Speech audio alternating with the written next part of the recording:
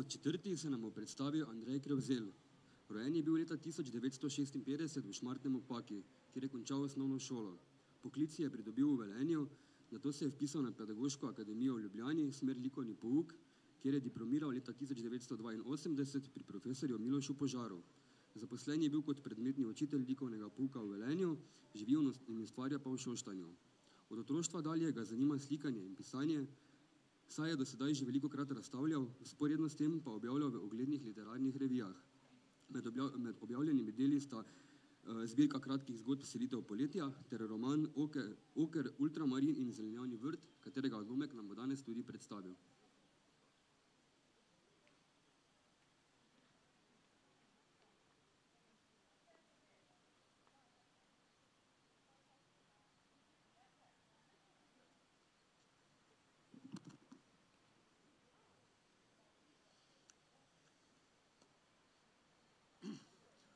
Bral bom iz mojega romana Oker, ultramarin in zelenjavni vrt.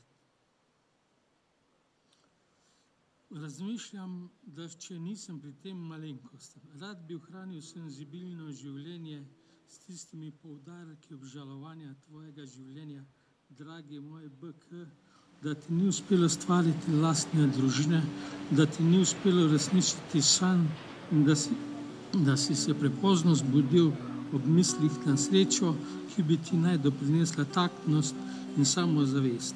Jaz sem večkrat poskušal dojeti prostovoljne okove in nemoč v usodnih trenutkih tvojega življenja, ko je provinca razdirala igro v človeški sreči, pa je vrag taknil parkljiv zarezo, da mu jih je stisnilo in je zahteval davek na bolečino in je našel tebe, da bi ti napravil še večjo škodo. Mene vedno presune misel na usodo, ki bi te naoropala sentimentalnosti, da smo bili navdušeni, ko si začel zahajati v knjižnico, da bi z branjem knjig dosegel vsaj malce duhovne lepote, da bi prikrižal vragu račune in da bi mislil na socialo preluknil z avanturom in svoje modrosti. Ne se vdati principu, sem zakričal, kaj ti potopila, te bo negotovost ali odvrnila od načrtov, da bi odstranil muke, tako da niso več vihrave, da so to le trenutki žalosti, ki so napolnili tvojo dušo. Zato poskušam iz glasilk izvleči tisti glas, ki te bo napolnil samoljubjem, z majceno mero egoizma, ki ga je treba nositi v sebi, kajti lepota se nahaja v višjih sferah in se je treba do nje dokopati.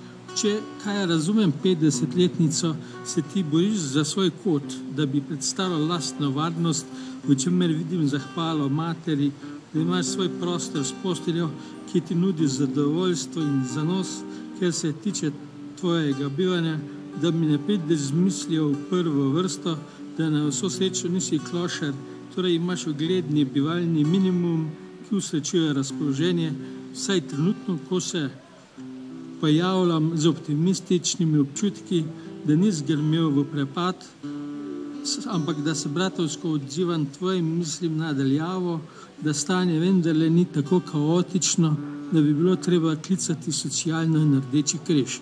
Nekaj vendarle imaš, zato dopusti, da se razpišemo o tej dejstvu, kajti neprestano se pred menoj pojavlja predstava zasilnega.